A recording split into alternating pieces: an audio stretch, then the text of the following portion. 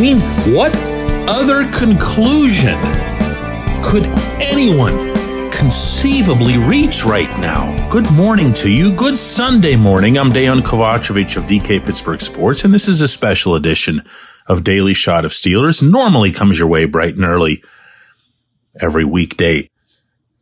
Colts 30, Steelers 13 here in Indianapolis. And this after the visitors had built a 13-0 lead. Everything, kind of like the season itself, just began to disintegrate. And then it would get worse. And then it would get worse. And that's where we are now, my friends, in a quarter century of covering this team professionally. This is as low as I've seen them. Not necessarily as low in the standings or as low in terms of hurt or pain from a really, really difficult loss or anything like that. I'm talking about as low as I'd ever thought I'd see them when it comes to just plain old performance. But you know what? Don't take it from me. Listen to the entire first full minute of Mike Tomlin's post-game press conference. All right, man, let's be honest, right? We're a fundamentally poor football group right now. We're playing losing football, and I take responsibility for that. By losing football, I mean we're just not doing fundamental things well enough. We're not. We're turning the ball over. We're highly penalized. We don't play good in situations. And so I'm just acknowledging that. I don't necessarily have the answers as we sit here today. If I had the answers, we'd have played differently today. But I will acknowledge, man, things won't continue the way that they are. We're not going to keep doing the same things that we're doing and expect or hope for a different result.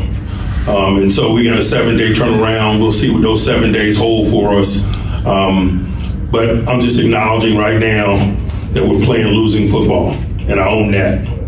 Not a good day. Ever heard him talk like that?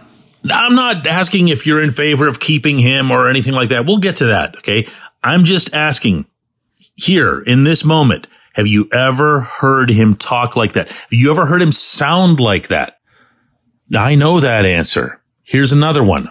This is a question that I had for TJ Watt. What's missing, TJ? It's a good question. If I had that answer, I would tell you right now, but I think it's a combination of a lot of things, and that's what we need to figure out and solve as quick as possible moving forward, because we have a game in a week. I would ask if you ever heard TJ sound like that, except that you can barely hear him. That's not an audio flaw on our end. I had to lean forward to make out what he was saying, and I'm the one who asked. This isn't like anything else in the team's recent history, in large part because, as Tomlin replied to me when I'd later ask what was wrong with the running game, why the running game couldn't get going against the NFL's number 26 run defense. And he began to respond, and then he cut himself off and just basically said everything was like that. So which is it? That's going to be what gets debated, I think, over the next few days. Is it that they quit? Is it that they're not very good? Is it that they're, I don't know, saving themselves from getting hurt near the end of a season? Is it that they don't believe in the game plan? Is it that the coaches don't know how to administer a game plan? Is it that there's a lack of discipline? Is it all of the above? Is it everything the way the coach himself said of this particular performance? Because if it is, and there's plenty of evidence to suggest that that's the case, then how does Tomlin remain employed beyond the end of this season? Meaning in Pittsburgh, meaning by Art Rooney. How does that happen? How does Rooney, who was here, he's always at the games, how does Rooney watch something like this and take no significant action at the end of the season. And there isn't another significant action he could take other than replacing the head coach if he's doing his job. I think everyone sees that now. He can't just come in and say, Mike, I'm going to get you some young hotshot coordinators. Brandon Staley just got fired by the Chargers, and we're going to bring him in, and we're going to bring in some hot new DC, and we're going to change a lot of the things that he knows that won't work. He knows that won't fly. He now has a lot of evidence among the good that Tomlin has done that these things won't apply. He won't accept coordinators who could replace him. He won't accept game plans or methodologies that fly in the face of the way he's done things with complete control for 17 years now. He knows that. He knows that even in the event that he were to bring in somehow through some processes better players or upgrades at certain positions, that his head coach won't necessarily play them. My goodness. Of all the times I've complained about Najee Harris's use over Jaylen Warren's, I've never seen something this egregious as what happened here. No matter what Harris would do, he'd be right back out there for the next series, and he'd take that handoff on first down, and by gosh, he'd go nowhere. And then, in a great rarity for Harris, he'd fumble and cost his team what ended up being the winning touchdown for Indianapolis. What's the fix for that? What's the cure? What's the instruction or outright order that Rooney could give to Tomlin that would change that? There isn't one. There isn't one. So when you hear in that audio that I played earlier that Tomlin wants to set some things right and he's not just going to keep them the way they are, he doesn't have a choice in that matter. He is spectacularly set in his ways. The only person who can make the change that's needed is Rooney. When we come back, J1Q. This segment of Daily Shot is brought to you by our good friends at Mike's Beer Bar. They're located on Federal Street, directly across from PNC Park. Mike has more than 500 beers on tap, including from more than 50 local breweries. Stop in and say hello. Tell Mike we sent you. Mike's Beer Bar.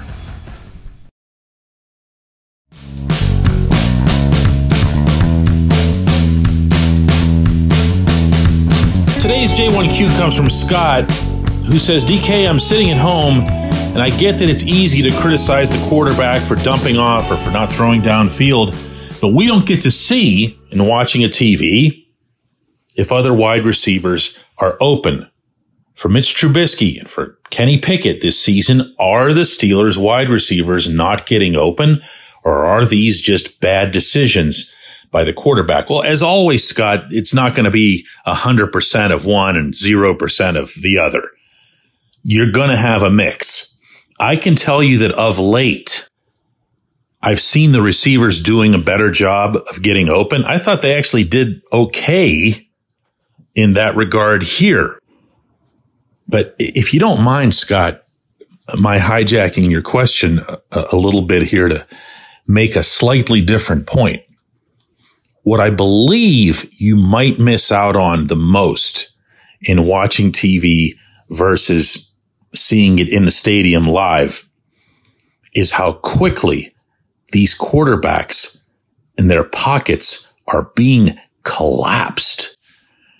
I'm seeing a lot of delayed blitzes that, again, aren't going to show up on your screen. 1 second, there's just going to be somebody all over your QB, but you don't know where they came from. You don't know how they got missed. This offensive line and these tight ends, don't separate the tight ends from the blocking schemes ever when you're discussing that. The offensive linemen, the tight ends, and to whatever extent they're responsible on a given play, the running backs are missing everybody. And as a result, every opponent is now coming with a lot of these linebacker blitzes, and there's no answer for them. When one of them gets dialed up, it's either a sack or a big hurry. Not just a little hurry that makes the quarterback think, oh no, I better throw it somewhere else. No, this is the quarterback thinking, I'm going to die here. That's how bad these are. I mentioned to Corey Christen, our reporter from DK Pittsburgh Sports, who's here in Indianapolis with me, I said, man, did the Steelers give up some doozies when it comes to sacks. Like, they don't mess around.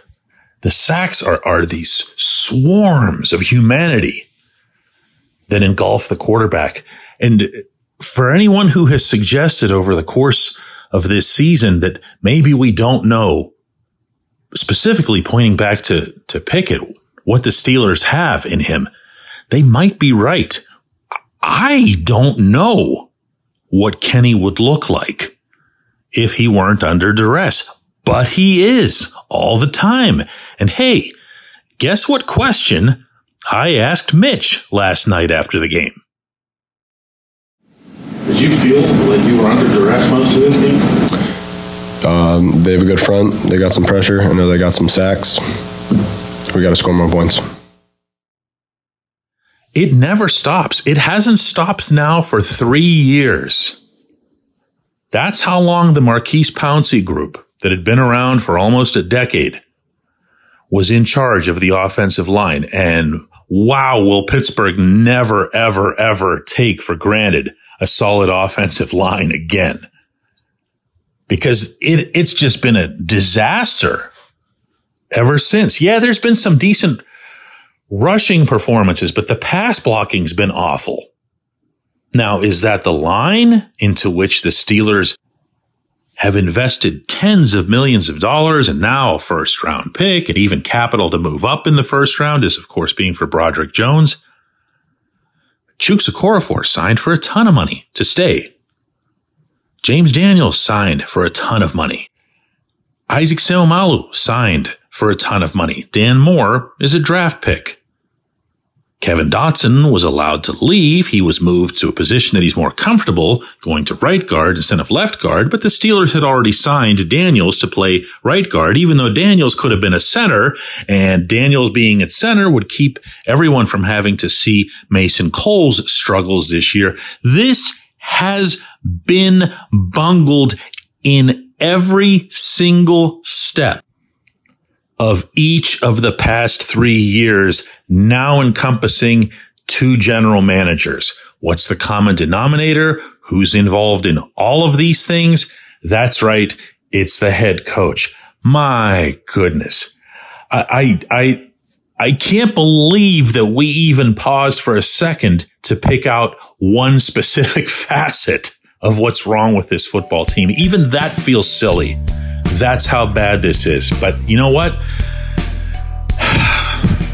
3 more games. Still 3 more games. I appreciate the question. I appreciate everybody listening to Daily Shot of Steelers. And if, in fact, the sun comes up tomorrow, we're going to do another one of these shows.